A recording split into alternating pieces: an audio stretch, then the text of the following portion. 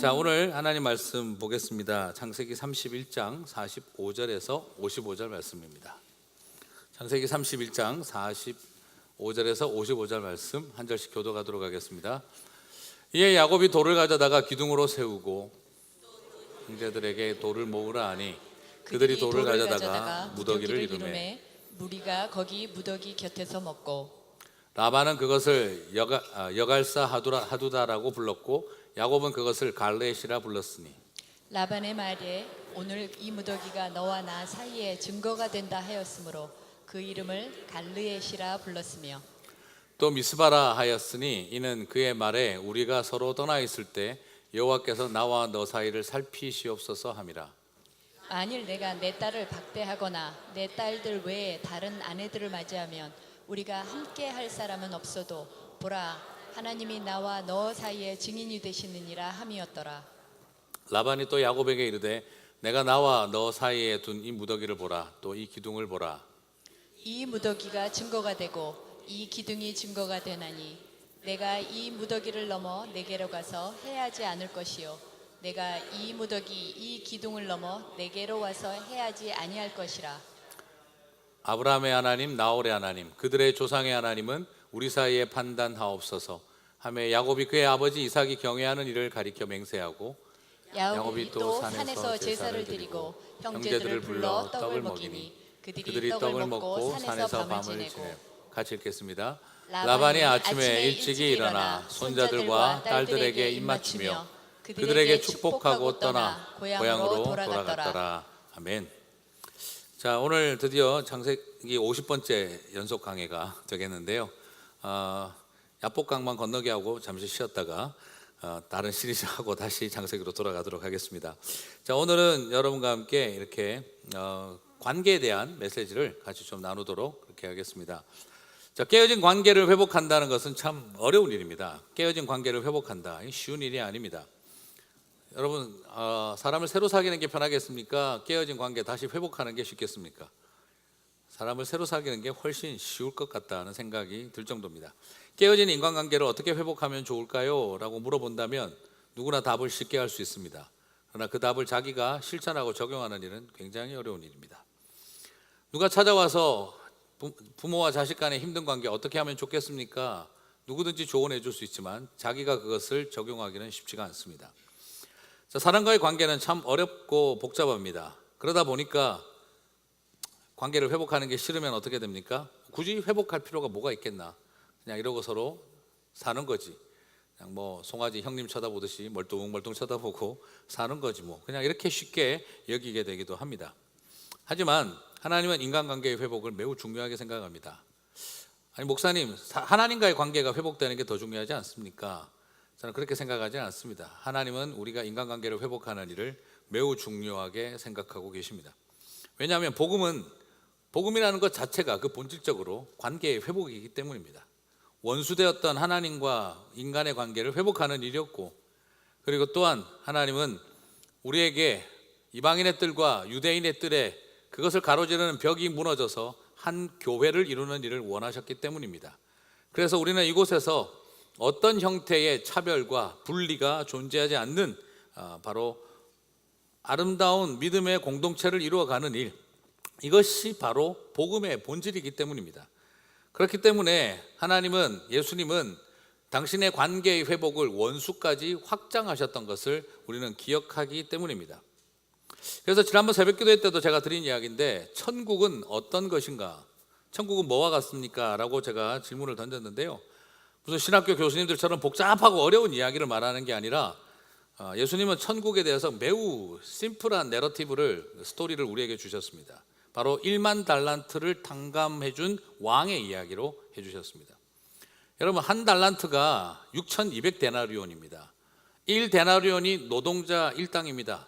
그러면 6,200데나리온을 모으려면, 한 달란트를 모으려면 20년을 모아야 합니다. 거의. 그렇다고 한다면 1만 달란트다. 돈이 계산이 될 돈입니까? 안 될 돈입니까? 돈 계산이 안 되는 돈입니다. 자, 그러면 1만 달란트의 빚을 진 자가 탕감을 받았습니다. 왕에게. 거기가 천국이다. 그렇지 않습니다. 천국은 나 한 사람이 1만 달란트 빚진 것을 1만 달란트급의 죄 지은 것을 용서받은 곳이 천국이 아닙니다. 만약에 여러분 생각 한번 해보시겠습니까? 천국 갔는데 예수님 감사합니다. 제가 1만 달란트의 죄를 용서받았군요. 그런데 쟤는 왜 여기 있습니까? 그 사람은 또 뭐라고 하죠? 예수님, 저를 그냥 1만 달란트나 용서해 주신 거 감사합니다. 근데 얘는 왜 여기 있나요? 거기가 천국일까요? 지옥일까요? 너무 어려운 걸 질문하지는 않은 것 같은데요. 그게 바로 지옥입니다. 하나님 앞에서 지옥 만드는 방법 쉽습니다. 천국은 나 한 사람 용서받은 곳이 아닙니다. 예수님의 비유는 네가 1만 달란트나 빚이 있는데 탕감을 받았다, 그게 천국이라고 가르치지 않았습니다. 1만 달란트 탕감 받은 사람이 나가서 자기에게 100데나리온 빚을 진 사람을 감옥에 가두었습니다. 그러자 왕은 그를 불러서 너도 그러면 감옥에 들어가라고 다시 집어넣어 버립니다. 그게 천국 비유입니다. 천국은 무엇입니까?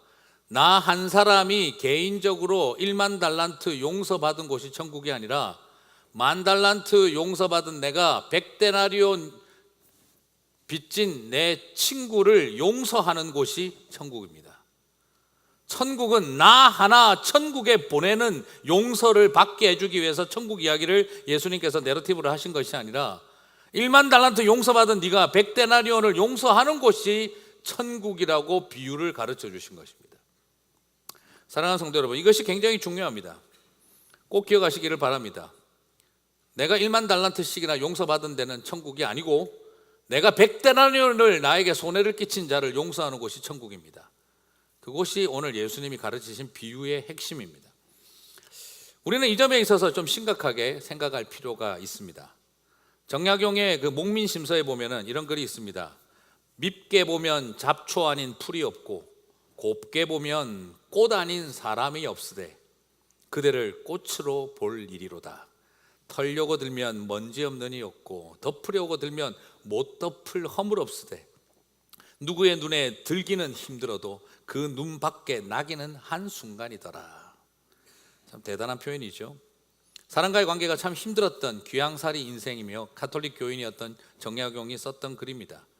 나름대로 인생을 살아가면서 참 고통스러웠던 순간이었을 거예요. 그래도 정약용은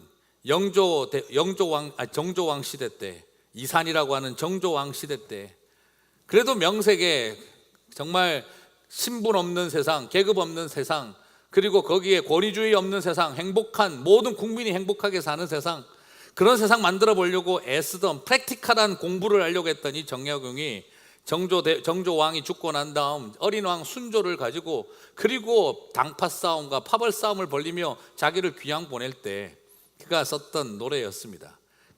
저는 이 표현에서 굉장히 가슴에 와닿는 것은 그렇게 사람에게 배신당하면서 버림받으면서 나아간 그 자리에서 그가 곱게 보면 꽃이 아닌 사람 없으되 그대를 꽃으로 볼 일이로다. 저는 이 표현이 되게 가슴에 많이 와닿았습니다. 나는 사람을 그래도 꽃으로 보겠다. 모질고 독하게 안 살고 싶다 하는 마음이죠. 제가 예전에 한번 썼던 교회 칼럼에 틈 사이에 핀 꽃이 되자라고 하는 그 칼럼을 썼던 적이 있는데요. 제가 이렇게 살아보면서 주변을 쭉 보니까 그냥 그렇더라고요. 돌과 돌 사이에, 보도블록과 보도블록 사이에 보면 꼭 흙이 들어가면 거기에서 풀이 자라고 꽃이 피더라고요. 콘크리트로 쌓아 올린 큰 담벼락과 땅이 만나는 틈새나 원래 하나였다가 쩍 갈라져 버린 바위 사이에도 어김없이 이름 없는 풀꽃들이 자라는 것을 볼 때가 많습니다. 그래서 틈새라고 말하는 그 불편한 맞닿음이 오히려 아름다움의 만남의 자리로 바꾸어 놓는 일은 그 사이에 피어 있는 생명력 강한 꽃들이었습니다. 참 그래서 이름 없는 꽃들이 더 예쁘다는 생각이 듭니다. 부모와 자식 사이에도, 피를 나눈 형제와 자매 사이에도, 그리고 어누이 사이에도 갈라진 틈은 존재합니다. 심지어 원수된 것을 소멸시킨 예수님의 보혈을 덧입은 하나님의 사람들조차 갈라진 틈과 불편한 맞닿음을 하면서 끊임없이 서로를 미워할 때가 많습니다. 원수된 것을 소멸시켰지 원수를 소멸시키라고 하진 않았는데 우리는 어느 틈에 그렇게 서로 살아가는 모습을 보일 때가 있습니다. 하지만 저는 소망하고 싶습니다. 그 틈 사이를 비집고 들어가 피어오를 꽃들이 더 많았으면 좋겠습니다. 벌어진 틈을 비집고 힘겹게 들어가 뿌리를 내리는 꽃들 말이죠. 그래서 더 아름다워서 틈이라고 하는 그 갈라짐의 상징을 오히려 더 아름다움의 터전으로 바꿀 수 있는 바로 그런 사람들 말입니다. 틈을 막으려고 시멘트 땜질보다는 그 사이에 갈라진 곳을 아름답게 스스로 생명으로 덮어버릴 그런 예쁜 꽃들이 빈틈마다 많이 자랐으면 좋겠다 싶습니다. 그것이 자연의 섭리입니다. 이 세상에서 가장 갈라진 땅이 어디에 있을까요? 이 세상에서 가장 갈라진 땅이 어디에 있습니까? 바로 우리가 살았던 한반도에 있습니다. 휴전선이라는 이름으로 갈라져 있습니다. 이념으로, 그리고 서로 간에 가지고 있는 전쟁의 상처로 인하여, 그리고 잘못된 지도자에 의하여 끊임없이 우리는 긴장 속에 존재합니다. 세계에 가장 많은 무기들이 집합되어 있고 가장 어그레시브한 공격 타격들이 일어날 수 있는 곳입니다. 사람이 살 수가 없는 곳입니다. 제가 강원도에서 군대 생활 해봐서 아는데요, 올라가다 보면은 그 앞에 붙어 있어요. 가게 이름이 아주 감동스러워요. 민간인이 경영하는 마지막 가게. 그게 가게 이름이에요. 네. 안 내릴 수가 없습니다. 그걸 보고 나면 마지막 사제 음식을 먹는 그런 곳인데, 사람은 들어갈 수도 없는 곳, 총과 칼이 중심이 된 곳. 그런데 자연은요, 그곳에 너무너무 아름다운 들풀과 꽃과 생명으로 가득 채워버립니다. 우리가 주변에서 볼 수 없고 멸종된 줄 알았던 식물과 벌레들과 생명들이 그곳에 가득합니다. 그래서 저 하늘에서 보면 휴전선은 푸른 띠로 덮여 있습니다. 우리는 그곳에 이념과 그리고 갈등으로 사람이 살 수 없는, 생명이 없는 땅으로 만들어 놨는데, 자연의 섭리는 그곳에 생명이 가장 넘치는 곳으로 만들어. 저는 그것이 하나님의 섭리일 거라고 믿습니다.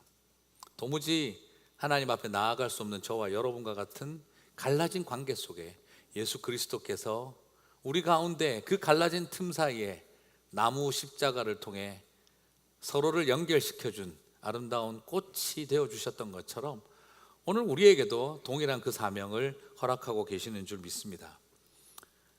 지금 여러분의 삶 속에 틈은 무엇이 있으십니까? 혹시 그 틈에 꽃이 있으십니까? 아니면 더러운 오물들이 악취를 풍기고 있습니까? 오늘 본문을 살펴보면서 저는 이렇게 소망해 봅니다. 하나님이 야곱의 가정 안에 깊은 상처로 갈라진 틈 가운데 들어오셔서 꽃이 되어 주신 것처럼 오늘 저와 여러분에게도 그렇게 역사하여 주실 줄 믿습니다. 너와 나 사이에 우리는 누구를 두며 살아갈 것인가? 너와 나 사이에 우리는 무엇을 중심으로 서로 살아갈 것인가를 돌아봐야 합니다. 오늘 그 깨달음이 저와 여러분 가운데 풍성하시기를 주님의 이름으로 축복합니다. 자, 지난주에도 이야기 나눴습니다만 야곱의 인생은 불편한 틈과 갈등으로 가득 차 있는 삶이었습니다. 외삼촌 라반, 외삼촌이지만 사실은 장인어른, father-in-law를 할 수 있는 아버지라고 말씀드렸습니다. 하지만 야곱은 라반을 한 번도 아버님, 장인어른이라고 부르지 않았습니다. 31절을 읽어보면 외삼촌 숫자 세다가 제가 포기했습니다. 전부 다 말만 나오면 외삼촌께서라고만 이야기를 합니다. 아버지라고 여기고 싶지도 않았던 이 사위 야곱의 마음이 보입니다.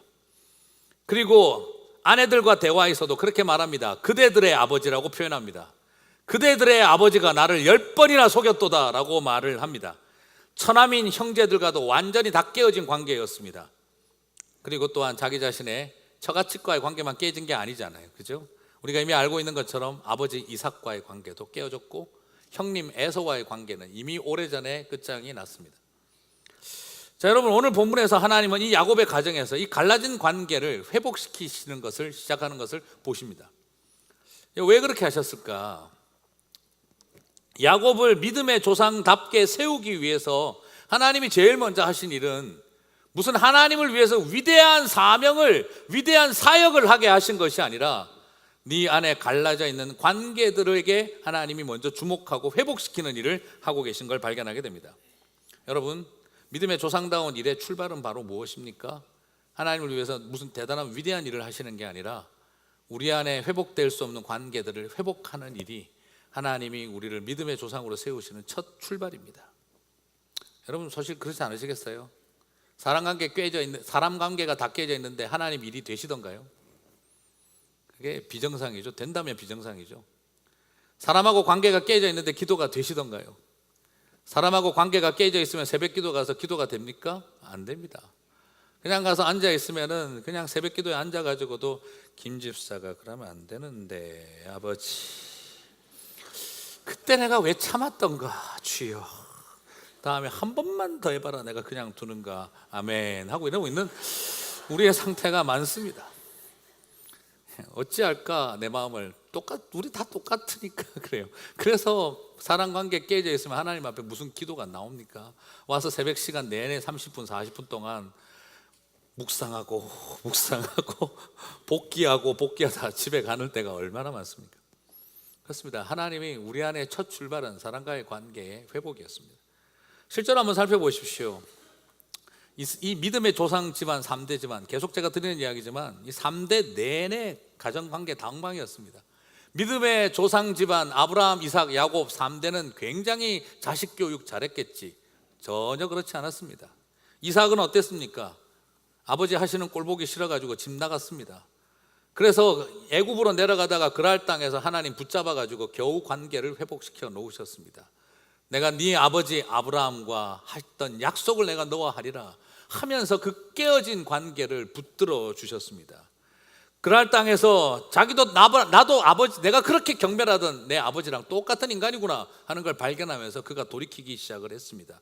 그리고 야곱을 세우신 야곱도 어땠습니까? 아버지 이삭하고 관계 완전히 엉망이었습니다. 아버지는 에서를 편애했고 그 속에서 야곱은 제발 아버지가 나 한번 만져줘봤으면 하는 그런 굶주림을 안고 살았습니다. 그랬던 야곱 아버지와 관계도 깨어지고 형님하고 관계도 깨어졌습니다. 그리고 뛰어나간 야곱은 이제 장인어른하고 관계도 깨지고 또 다른 형님들인 처남들과의 관계도 다 깨졌습니다. 그리고 자기 아들들은 어떻게 됐습니까? 자기들의 아들들의 관계도 다 깨졌습니다. 그런데 하나님은 무엇을 시작하시느냐? 이삭을 이삭되게 하실 때마다 이삭에게 아버지와의 관계를 회복시키셨고 야곱을 다시 출발시키는 하나님은 라반과의 관계와 그리고 다음 주에 만나게 될 에서와의 관계를 회복시키는 일을 제일 먼저 하셨습니다. 야곱의 아들들의 이야기도 무엇을 통해 그들이 다시 새로워지고 있습니까? 요셉이 유다와 만나면서 여호와께서 나를 먼저 보내셨나이다 하는 그 관계의 회복을 통해서 야곱의 아들들이 12지파 이스라엘로 형성되는 출발점을 이루었습니다. 사랑하는 성도 여러분, 우리는 이 3대의 이야기에 걸쳐서 다 깨어진 관계 속에 하나님이 그 깨어진 관계를 회복하는 일을 통해 이들을 믿음의 조상으로 만들어 온 것을 발견하게 되어집니다. 믿음의 조상 집안의 불임의 역사, 임신하지 못하는 3대에 걸친 임신을 하지 못하는 그 역사를 회복시키시고 3대에 걸쳐서 부모 자식 간의 관계 깨어진 것을 회복시키시고 3대에 걸쳐서 형제지간의 왼수된 관계를 회복시키시면서 하나님은 그 땅에서 믿음의 조상의 길을 걸어가게 하셨던 것을 바라봅니다. 사랑하는 성도 여러분, 오늘 우리 하나님은 본격적으로 깨어진 관계를 회복하는 일을 통해 바로 믿음의 조상이 조상다워지게 만들었던 것이죠.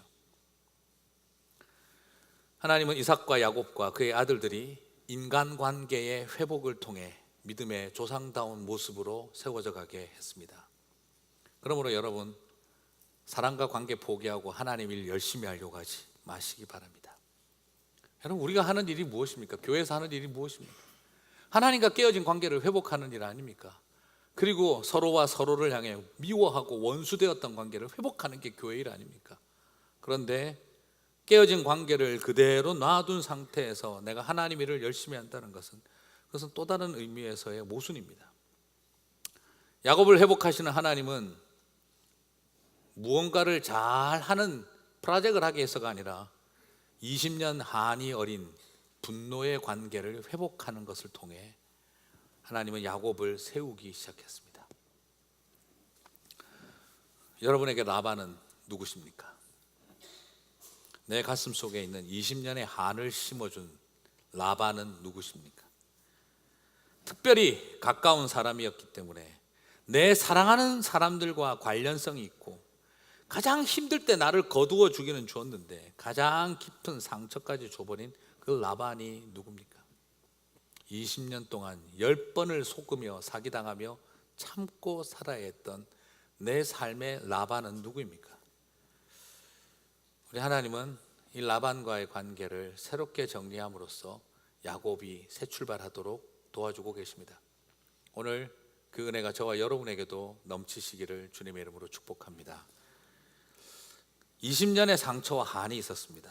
더구나 지금 라반은요, 지금 야곱을 솔직히 말하면 죽일 생각을 하고 따라온 거죠. 여러분, 사람을 일주일씩이나 말 타고 쫓아가는데 와서 왜 오셨나요? 뽀뽀해 주러 왔다. 이게 말이 됩니까 이게? 네. 축복의 키스를 해주러 일주일을 잠 안 자고 말 타고 달려왔다. 이게 말이 됩니까? 지금 무슨 뜻입니까?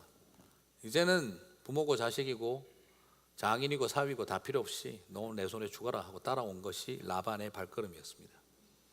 야곱은 그 땅에 살면서 20년 동안 장인 아닌 외삼촌에게 한을 품고 살았습니다. 이런 상황에서 관계가 회복될 수 있을까요? 솔직히 이건 사실 거의 불가능합니다. 이런 관계가 서로 축복하고 평화 조약을 맺고 평화롭게 축복의 키스를 하고 헤어질 수 있겠습니까? 너는 너의 길을 가고 나는 나의 길을 가자고 축복하며 헤어질 수 있겠습니까? 그런데 하나님은 이 일을 가능하게 하셨습니다. 미스바는 우리가 잘 알고 있는 이름이죠. 바로 사무엘 선지자가 블레셋의 공격으로 인하여 온 이스라엘이 무너질 때에 정말 두려움으로 가득 찬 세대 가운데 12지파의 리더들과 함께 모여서 그 미스바에 모여서 부흥 집회를 열고, 그리고 그 영적 부흥의 감동과 그 감격으로 블레셋과의 전투를 승리하던 이야기를 우리는 기억을 하고 있습니다. 그래서 교회마다 부흥의 열면 타이틀이 다 미스바. 예. 그리고 자꾸 이 아재개가 하고 싶어서 우리가 다이아몬바. 예. 네, 죄송합니다. 안 하겠습니다. 자, 우리 부흥회를 하고 싶을 때마다 미스바라는 이름을 사용하고, 그리고 구국기도회, 나라를 살리는 구국기도회 하면 꼭 뭐 미스바 대성회, 항상 나오는 말이 미스바입니다. 그래서 우리는 미스바 하면 떠오르는 게 대단한 영적 지도자가 대부흥을 일으키는 곳, 영성 있는 지도자가 그냥 대부흥을 일으키는 곳, 우리는 그렇게 영적으로만 생각을 하고 있는데, 이 미스바의 첫 출발은 무엇이었냐 그러면, 한 사람은 죽이려고 죽일 각오로 쫓아오고, 한 사람은 죽을 각오로 도망가는 사람들이 만난 곳이, 그리고 그곳에서 서로를 향하여 평화 조약을 맺고 축복의 입맞춤을 하고 헤어진 곳이 미스바라는 것을 기억하실 필요가 있습니다. 말 그대로 누군가 하나는 죽어야 게임이 끝날 것 같은 서바이벌 게임과 같고 헝거 게임과 같은 그런 게임의 장소입니다. 누가 하나는 죽어야 끝이 날 것 같은 사이입니다. 지금 서로가 장인이고 사위고 이런 거 다 필요 없이 나 너 죽이고 싶다는 그런 마음, 그렇게 친하게 지냈던 관계이지만 서로를 향해서 칼날을 겨누고 누구 하나는 죽어야 끝날 것 같은 그 갈등의 자리인데, 그곳에서 우리 하나님께서 함께하여 주셔서 누구 하나 죽어야 끝날 것 같은 그 싸움이 평화 조약이 맺어지고 서로를 향한 축복의 키스로 헤어질 수 있게 만든 장소가 바로 미스바였다는 것이죠. 사랑하는 성도 여러분, 무엇을 말합니까? 이스라엘의 12지파도요 고대 왕국으로 발전하기에는 어려움이 있었습니다. 지파마다 색깔이 있었고 지방색이 강했죠. 그리고 서로 간의 지파의식 때문에 어떤 공동의 이스라엘이라고 하는 하나의 어떤 연방정부를 만드는 일이 쉽지가 않았습니다.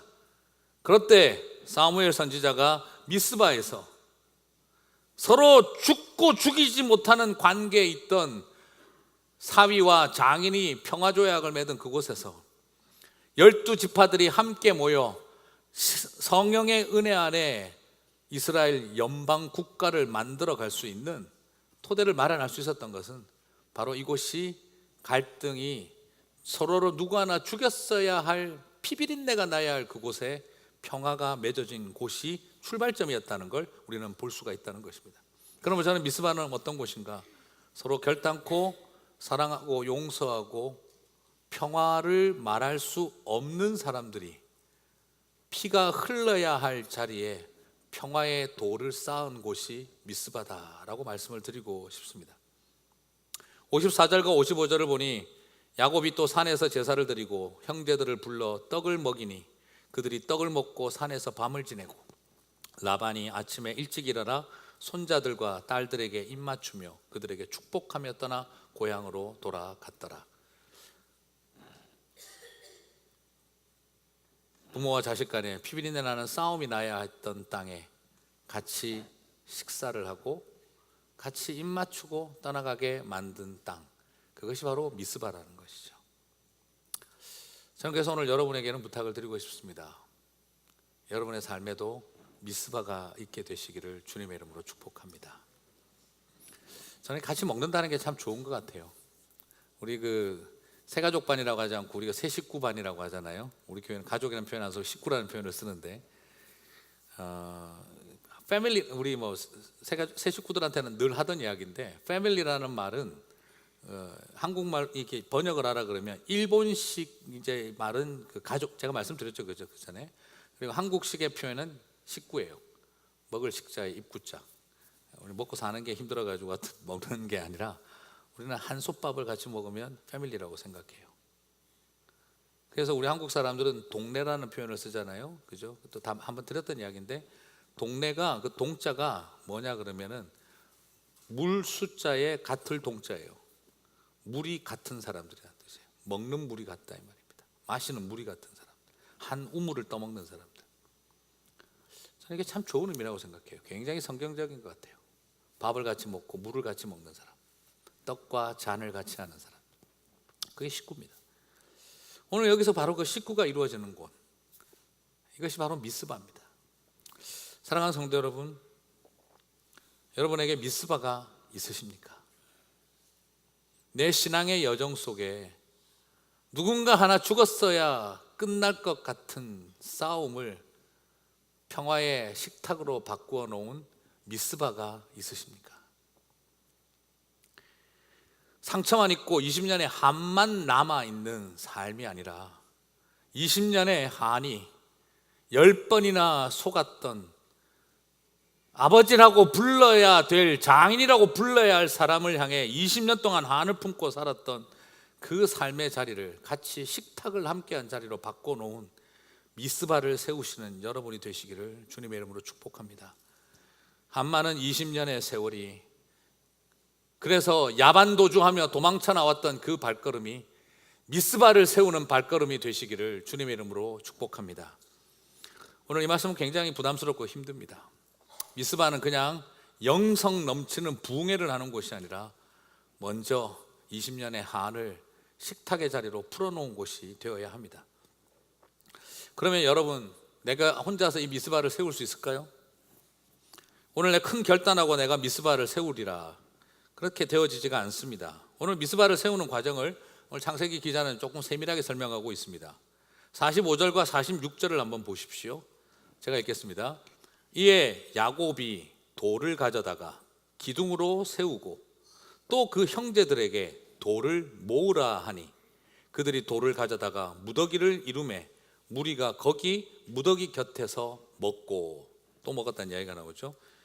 자, 여기에서 굉장히 중요한 것이 하나가 저는 이겁니다. 기둥 같은 거를 야곱이 세웠습니다. 미스바는 이 기둥 하나 가지고 되는 게 아니다 이 말이에요. 기둥 하나를 세우고 난 다음 형제들에게 돌들을 모아달라 합니다. 그리고 그 옆에 돌들을 같이, 그 가운데 기둥 옆에 돌들을 버틸 수 있는 돌로 같이 무대기를 묵혀줍니다. 그래서 뭐가 서는 겁니까? 이 기둥 돌이 서는 겁니다. 사랑하는 성도 여러분, 무슨 말입니까? 바로 오늘 이 미스바는 나 혼자 세울 수 있는 돌이 아니라 주변에 함께한 모든 사람들이 같이 돌을 모아 주어야 이 평화 조약의 돌을 세울 수가 있다는 뜻입니다. 말 그대로 언약은 라반과 야곱 둘만 마음 모아서도 되는 일이 아니라는 것입니다. 야곱과 함께한 형제들, 그리고 라반과 함께한 형제들이 같이 돌을 모아서 옆에 쌓아줘야 이 미스바가 완성이 된다는 말입니다. 한 사람이 마음을 회복하고 또 다른 한 사람이 마음을 회복하고, 그리고 주변에 있는 주변 사람들이 함께 마음을 모아줄 때, 그때 미스바라고 하는 돌 제단은 세워지게 된다라는 걸 발견하게 되어집니다. 미스바는 내가 혼자 하는 것도 아니고 두 명의 갑과 을이 세우는 것도 아니라 관계의 회복은 주변 사람들까지 함께 도와줄 때 이 미스바는 완성된다는 것입니다. 저는 이것을 보면서 많이 생각을 해봅니다. 항상 문제가 뭔 줄 아세요? 당사자들이 문제가 아니라 주변 사람들이 문제가 될 때가 더 많아요. 겨우겨우 찾아가서 겨우겨우 좀 회복시켜 놓으면 옆에 있는 사람들이 다 그냥 폐악질을 해놓습니다. 그냥 몰라도 될 일을 알아야 될 것 같아서 하며 전해줍니다. 안 들어도 될 일을 들어도는 게 좋을 것 같아서 하고 전해줍니다. 보지 않아도 될 일을 굳이 사진 찍어서 보여줍니다. 여러분, 몰라야 될 일은 모르면 됩니다. 그냥 안 들어도 될 일은 안 들으면 되는 거예요. 이상한 사명감을 갖지 마세요. 알아야 할 것 같아서 안 알아도 돼요. 들어야 할 것 같아서 안 들어도 돼요. 우리도 모르는 사이에 주변 사람들이 모두가 다 회방꾼이 되고 있습니다. 회복의 돌기둥은 미스바는 혼자 절대 세워지지 않습니다. 야곱의 인생에는 두 개의, 나중에 또 나오지만 일단 오늘 두 개의 돌기둥 이야기를 하고 싶습니다. 아버지 이삭을 떠나 에서를 떠나 형님 에서를 떠나 갈 때 하나님은 베델에서 돌제단을 쌓게 했습니다. 베델의 돌제단은 하나님과 자신의 관계를 회복하는 일이었습니다. 베델의 돌제단은 하나님이 나와 함께하고 계신다는 하나님과 나와의 관계를 회복하는 돌제단이었고, 그리고 장인어른의 집을 떠나 처남들의 깨어진 관계를 떠나가는 발걸음에서 하나님은 미스바를 세우게 하셨습니다. 이 미스바는 하나님과 나와의 관계만이 아니라 너와 나 사이의 관계를 하나님이 함께하고 계신다는 것을 보여주는 것이었습니다. 사랑하는 성도 여러분, 우리에게는 베델도 필요하고 우리에게는 미스바도 필요합니다. 많은 분들이 베델만 쌓고 베델의 돌기둥만 세우고 신앙생활 하려고 하고 있습니다. 다 필요 없고 나는 하나님하고 관계만 통하면 돼.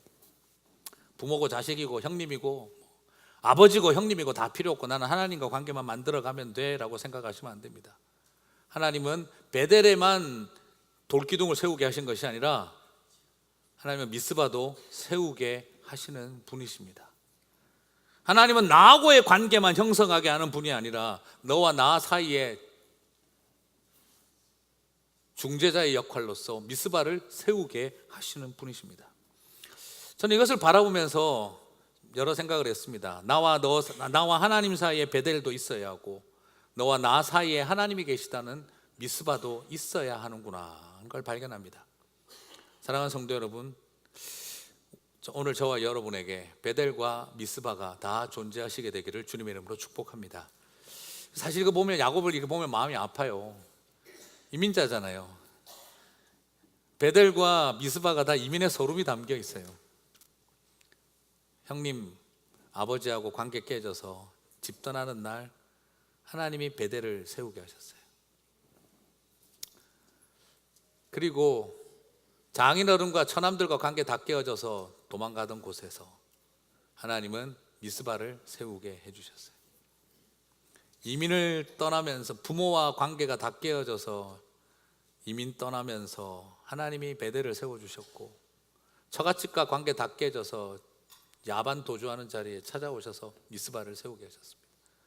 여기에도 속하지 못하고 저기에도 속하지 못한, 아버지를 아버지라고 부를 수 없고 장인을 장인이라고 부르기를 포기해버린 이 관계 속에 있는 복잡한 야곱에게 하나님은 이 두 돌무더기를 허락하셨습니다. 어떻게 보면 참 서글픈 인생이다 하는 생각이 듭니다. 그런데 한편으로는 또 위로고 소망입니다. 이 수없는 인간사의 관계가 깨어져서 너덜너덜해져 버린 너지만 나는 너와 함께하고 있구나. 그리고 너의 깨어진 관계 속에 내가 너와 함께하고 있구나. 그것이 아마 이 야곱에게는 가장 큰 위로가 아니었겠나 하는 생각을 해봅니다. 그래서 가장 절망적인 자리에서 가장 아름다운 하나님의 위로와 소망이 시작된 것을 발견합니다. 사랑하는 성도 여러분, 오늘 저와 여러분 가운데 베델과 미스바가 함께 세워지시게 되기를 바랍니다. 말씀을 맺겠습니다. 1903년 원산에서 그 로버트 알렉산더 하디라고 하는 선교사가 우리 조선 땅 원산에 있었습니다. 그는 캐나다 출신으로서 토론토 의대를 졸업하고 전문의 자격을 따서 1890년 9월 갓 결혼한 아내와 함께 신혼여행으로 조선 땅에 선교사로 왔습니다. 남감리교 의료 선교사로 우리 땅에 왔고, 그리고 의사로서 최선을 다해 이 조선 땅을 섬겼습니다. 수많은 교회와 젊은이들에게 하디는 존경받는 그리스도인의 상징이었습니다. 토론토 의대를 졸업하고 전문의 자격을 가지고 자신의 앞날 창창하게 누릴 것들이 많은데 다 포기하고 선교지를 떠나온 의사, 수많은 젊은 그리스도인들에게 영웅 같은 존재였고, 수많은 사람들은 그를 본바다를 외치고 있을 만한 그런 상황이었습니다. 그런데 1890년에 도착한 그는 1893년 조선 땅에서 허락하신 첫째 아이 큰딸을 출산하고 난 다음 그 다음 날 바로 그 아이가 세상을 떠났습니다. 깊은 절망에 밀려오는 상황에도 불구하고 하디는 흔들리지 않고 사역에 매진했습니다. 원산과 강원도, 통천 등에서 개척 선교사로서 수년간의 일을 하고 교회를 개척하고 병원을 세웠습니다. 그러나 몇 년의 사역이 지나도 그의 사역은 온전히 이루어지지 않았습니다. 그러다가 다시 1903년 둘째 아이를 출산했습니다. 그 둘째 딸도 얼마 가지 않아서 생명을 잃어버리고 말았습니다. 1903년 하디는 조선 땅에 와서 두 딸을 묻고 깊은 절망 속에 던져져서 성경 공부를 하던 때에 동료 선교사들과 많은 조선인 교인들 앞에서 그가 간증을 했습니다. 나는 서양 선교사로서 자신 안에 있는 백인 우월주의를 가지고 이 선교사로 이곳에 왔었습니다 라고 고백을 시작했습니다. 나 같은 백인이 토론토 의대를 나와서 전문의 자격을 가진 나 같은 백인이 이 조선인들처럼 미개하고 무식하고 더럽고 불결한 사람들을 도우러 왔다는 생각을 머릿속에 가지고 있었습니다.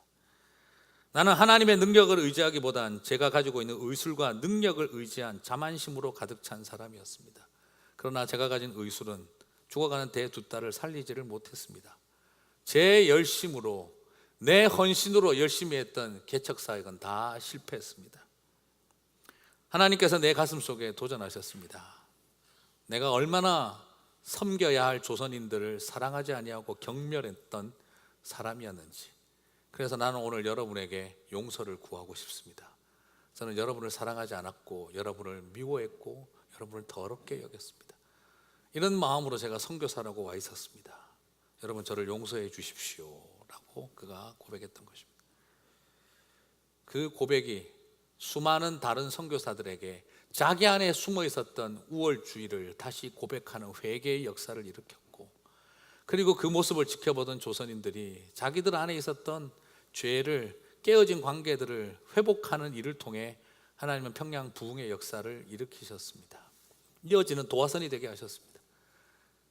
우리 한국 평양 부흥에는요, 무슨 조나단 에드워드, 찰스 피니, D.L. 무디와 같은 위대한 목사가 없습니다. 수없는 평신도들이 내 안에 있었던 죄를 고백하고 깨어진 관계를 회복하는 일을 통해 조선 땅에는 부흥의 역사가 시작되어졌습니다.